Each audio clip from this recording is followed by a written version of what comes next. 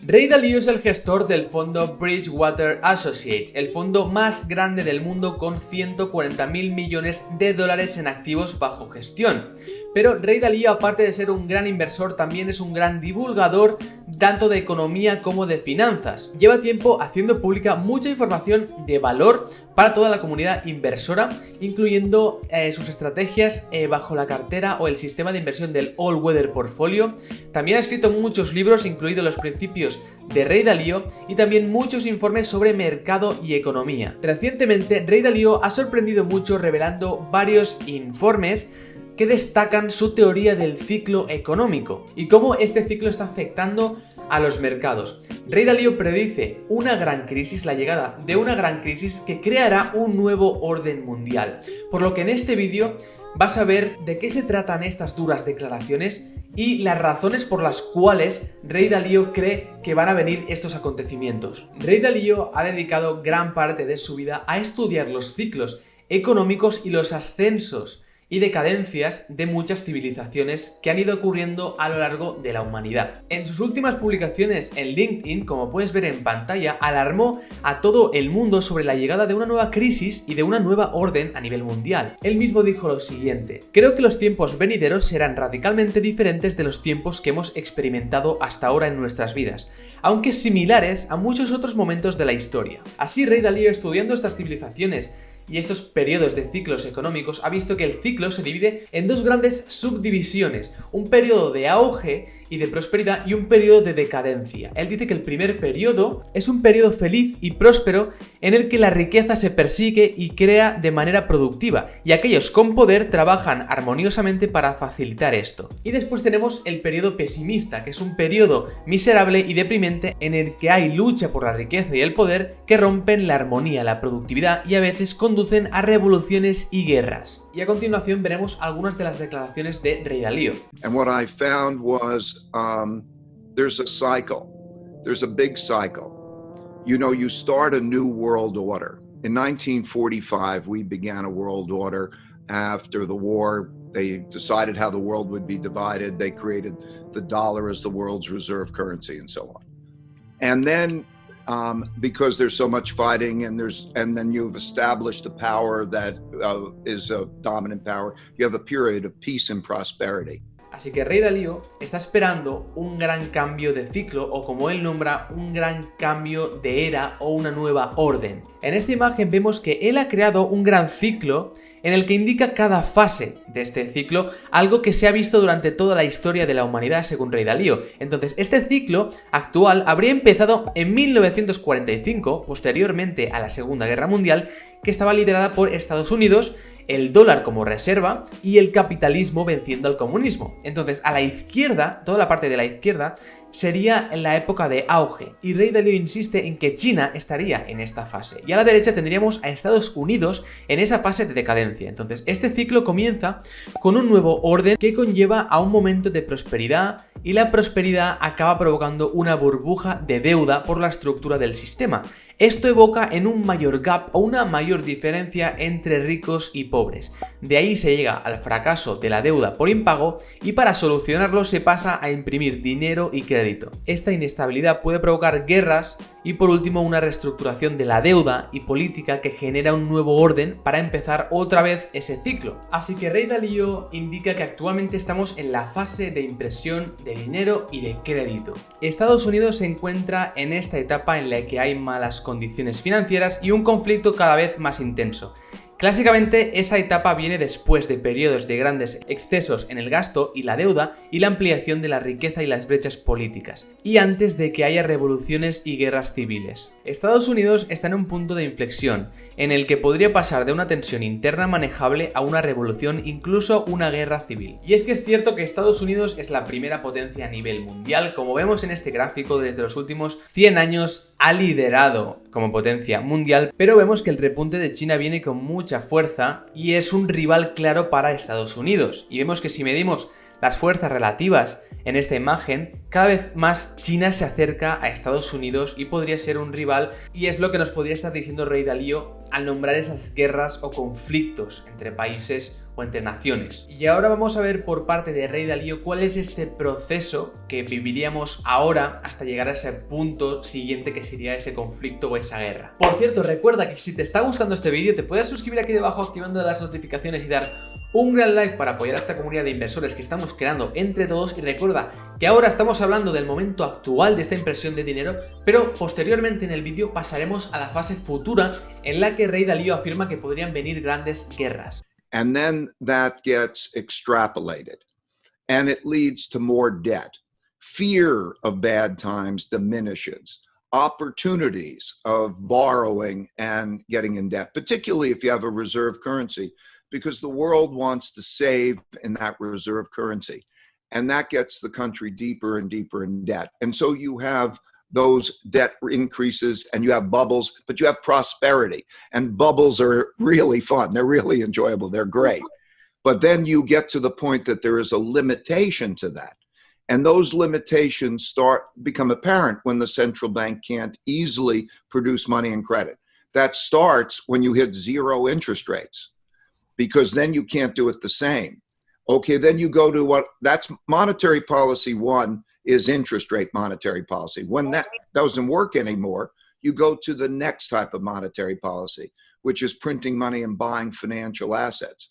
But that financial purchases of financial assets and other things widen the wealth gap, because those who have financial assets do better than those who don't have financial assets, and you have a wider and wider wealth gap. And when you have that wider wealth gap, and then you have another downturn in an economy, that's a formula for a lot of conflict. And so that's what we see. So what does a central bank then do? If it taxes, it takes money out of the economy. That's not good. It's a problem. Mm-hmm. And if it cuts expenses, that's a problem. So the central bank always through history, this goes back literally thousands of years, the central bank or the entity that controls money then prints more money. Because think of it, we got all those checks in the mail and we needed to get all those checks in the mail, but you can't take it away from anybody. So where does it come from and what are the implications? So that happens for logical reasons. And it often happens at the same time as there's a rising power externally as a competitor, which is a challenge in that environment. So yes, it's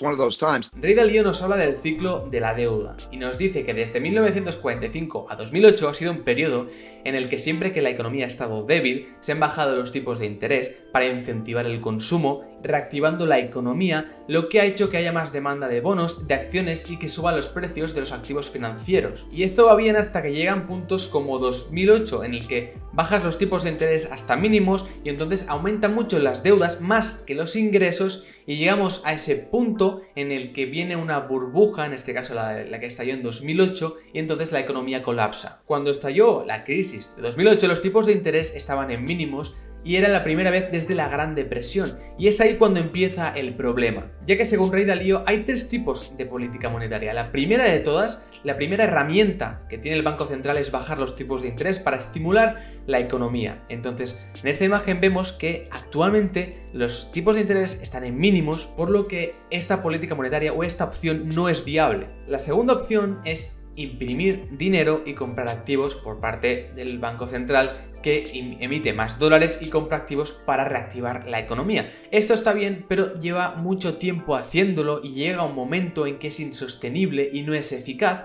y se pasa, según Ray Dalio, al tercer punto, a la tercera opción de la política monetaria, que es un mix entre la política monetaria y la política fiscal. What we've seen this go around is the need to distribute, to produce a lot of debt. Where did those checks come from? They came from the government. The government wrote the checks, but the government can't produce money. The central bank can produce money.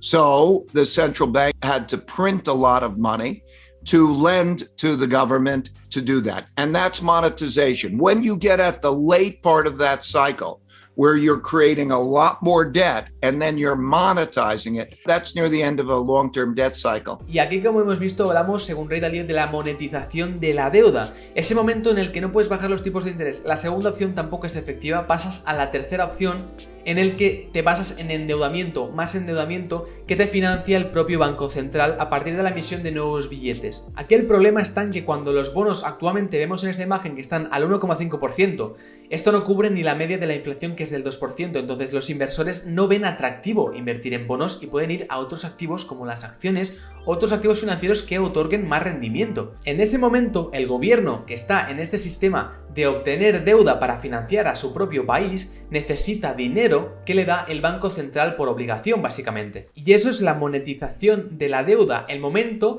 en el que el propio gobierno financia su propio gasto público a partir de deuda que emite el Banco Central. El Banco Central se pone a emitir nuevos billetes y compra la deuda, los bonos del gobierno para financiar, para darle dinero y que el propio país pueda financiar a sus empresas, a su sociedad, etc. Y así lo hemos visto con los cheques repartidos últimamente durante la pandemia. Y esto es así debido a que Estados Unidos desde hace muchísimos años, como vemos, tiene un déficit muy elevado y no tiene ningún superávit, por lo tanto gasta más de lo que ingresa. Y como lo que ingresa básicamente es con deuda, cada vez hay un círculo vicioso en el que el gobierno necesita más dinero para financiar la economía y a la vez se endeuda más. Por lo tanto, en esta imagen vemos cómo la deuda ya empieza a estar sobrecalentada a niveles de la Segunda Guerra Mundial, en torno al 120% del GDP o del PIB. Y este es un problema que cada vez va a más, porque cada vez hay más deuda que se está financiando a partir del Banco Central, que tiene que pagar el gobierno de Estados Unidos,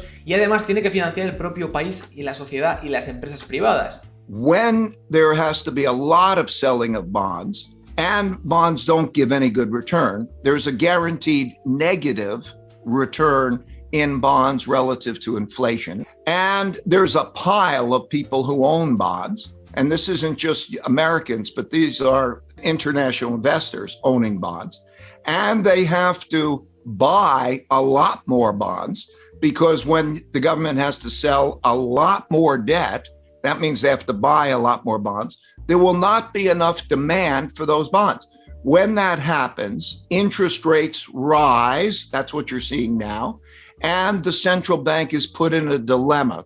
Y en este vídeo hemos visto un poco lo mismo, que los bonos tienen un rendimiento tan pequeño o tan poco interesante que los inversores no van a invertir en este tipo de activos, sino que se van a fijar en otros activos que den más rendimiento. Entonces, la única opción es que el Banco Central compre esa deuda. Pero es que está llegando a un punto en el que la deuda del gobierno es insostenible.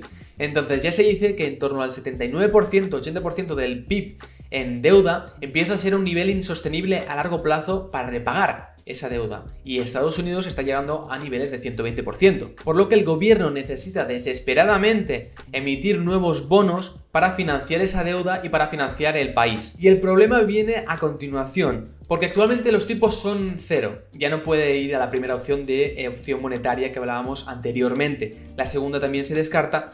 Pasamos a la tercera, entonces ahora estamos en esa tercera opción, pero esto tiene un límite, ya que al final, contra más billetes se emitan, más oferta y más cantidad de dólares hay en circulación, por lo tanto la reserva mundial, que es el dólar, cada vez se deprecia más y vale menos porque hay más cantidad de dinero en circulación.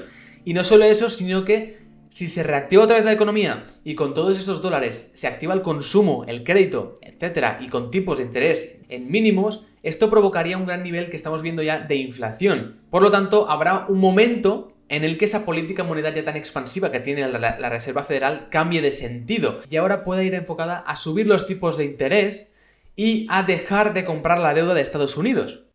When you get to the end of the arc, if money is hard, when it was connected to gold or it was gold, they always broke that link.